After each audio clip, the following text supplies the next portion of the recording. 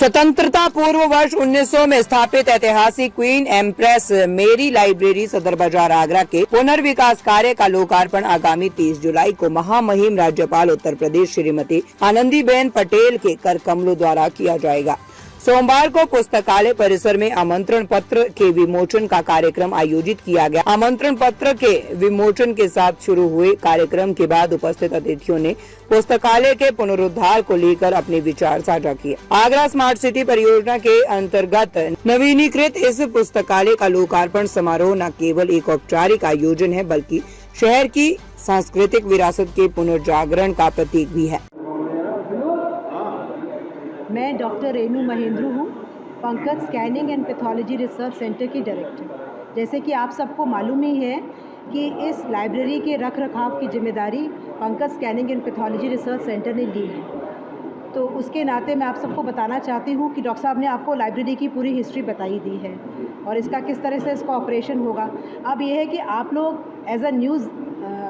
As a पत्रकार आप लोग का दायित्व बन जाता है कि आप उसको इतनी पब्लिसिटी कीजिए कि जनरल पब्लिक को मालूम चले कि इतनी अच्छी जगह आप अभी इस समय तो आज छुट्टी है, मतलब छुट्टी का माहौल है, जिसे रोज़ के दिनों में बच्चे यहाँ पर आते हैं, देख के इतना अच्छा लगता है, इतना माहौल अच्छा है उनके पढ़ने के लिए। किसी कंपटीशन की तैयारी करनी है तो शांति से बैठ के आराम से वो पढ़ सकते हैं। यहाँ पर अंदर सारे रूम्स बने हुए हैं, जैसे ई लाइब्रेरी है तो उसके साथ इतनी सारी बुक्स को वो ज्वाइन कर सकते हैं, जो कि बुक्स खरीद नहीं सकते तो ई बुक्स को बैठ के पढ़ सकते हैं। बहुत अच्छा माहौल है, कंप्यूटर्स हैं, तो इसकी फैसिलिटी को अवेल कर सकते हैं। और इसका जो चार्जेस रखे हैं गवर्नमेंट ने वो बहुत कम है, 1000 एक साल की।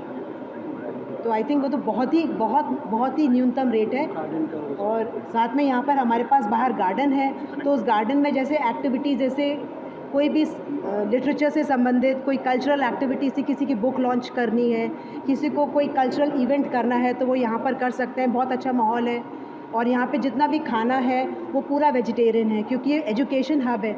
तो कोई अल्कोहल नहीं है, कोई स्मोकिंग नहीं है, कोई नॉन वेजिटेरियन नहीं है, सब कुछ सात्विक है। तो हम चाहते हैं ये प्रमोट हो, ये नया कॉन्सेप्ट है आगरा के लिए। तो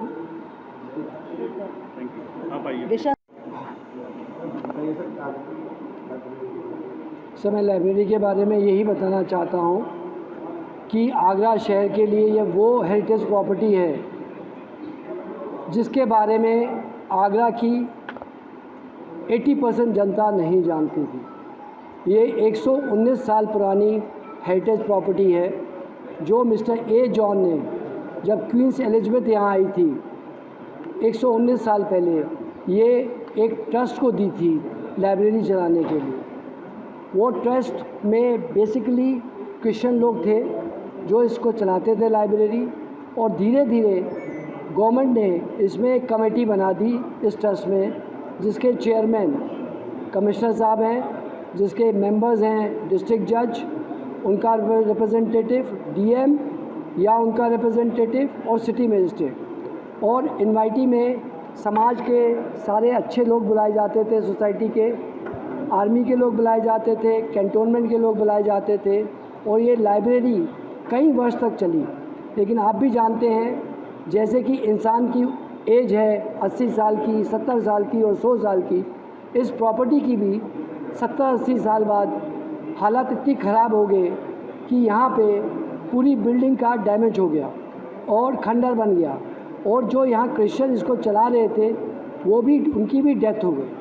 फिर इस लाइब्रेरी कमेटी ने काफ़ी कोशिश करी कि यहाँ पे कुछ किया जाए। कई कमिश्नर आए चले गए, लेकिन पिछली बार ऋतु महेश्वरी मैडम जो कमिश्नर आगरा थी, उन्होंने ठान लिया कि मैं यहाँ पे इस लाइब्रेरी का रीजनरेशन करूँगी। तो उन्होंने CSR से, HDFC से 3 करोड़ 25 लाख रुपया लिया और यहाँ पे बिना कोई चेंज ऑफ कंस्ट्रक्शन में इसका पूरा रिपेयर कराया, यहाँ AC लगवाए और यहाँ पे किताबें दी। अब इसके बाद नमस्कार जी, मैं रोहित करण, मैं फाउंडर हूँ मंचिस्तान का। देखिए, हमको सबको समझना पड़ेगा एक चीज़ कि हमको सबको ये समझना पड़ेगा कि लाइब्रेरी किसके लिए है। लाइब्रेरी एक यंगस्टर के लिए है एक जगह है जहाँ पे आराम से बैठ के वो अपनी स्टडी कर सकते हैं। और इसको आज की डेट में चलाना और इसको प्रमोट करना कोई आसान काम नहीं है।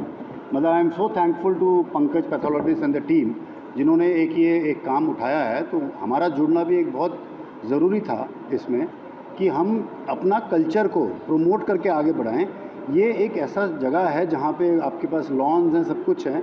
आप सोचिए हम लोग क्या ऑर्गेनाइज़ करने का सोच रहे हैं इसमें कि हम यूनिवर्सिटी और कॉलेजेस को ला करके यहाँ पे उनकी डिबेट कॉम्पिटिशन्स करवाएं, अवेयरनेस कराएं, जहाँ से उनको पता लगे कुछ आगे बढ़ने के लिए अगर आराम से बैठ के कुछ स्टडी करनी हो तो यहाँ बैठ के कर सकते हैं, यहाँ प्रोग्राम्स हों। और हम सब चाहते हैं कि आप लोग भी जुड़ करके इसको प्रमोट करें ताकि ये जगह जो है वो खिल के बाहर आए।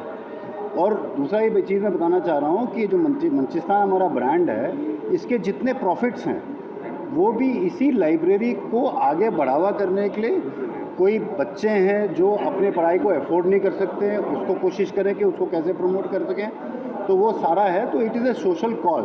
तो हमने भी ये जो अपना आउटलेट खोला है ये समझ के खोला है कि CSR के थ्रू, कॉर्पोरेट सोशल रिस्पॉन्सिबिलिटी के थ्रू हम क्या कंट्रीब्यूट कर सकते हैं आगरा को, ये सोचते हुए हम आगे बढ़ेंगे। आपकी सबका सहायता चाहिए होगा।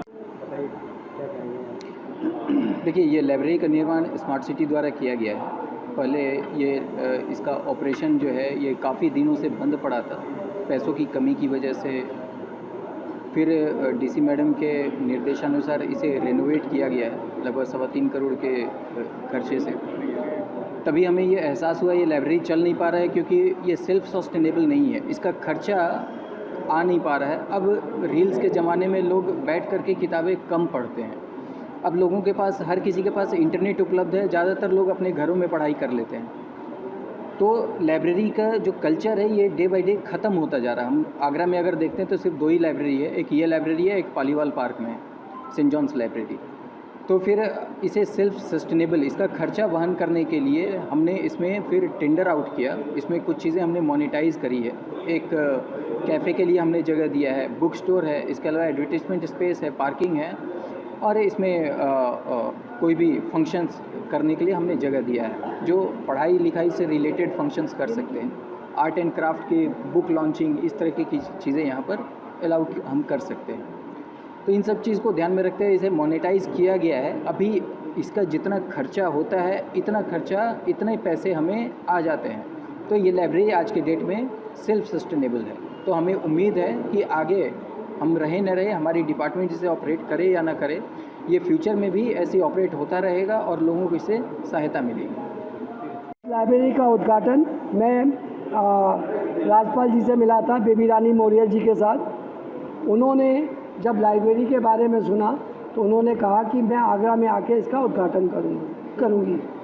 और उन्होंने हमें 30 तारीख को 5 बजे का टाइम दिया है, 5:30 बजे का टाइम दिया है। मेरे को जनता से आग्रह है, जो हमारे गेस्ट हैं, कि वो 4:30 बजे तक यहाँ पे सीटेड हो जाएं, जिससे कि उनको कोई भी सिक्योरिटी में प्रॉब्लम ना हो।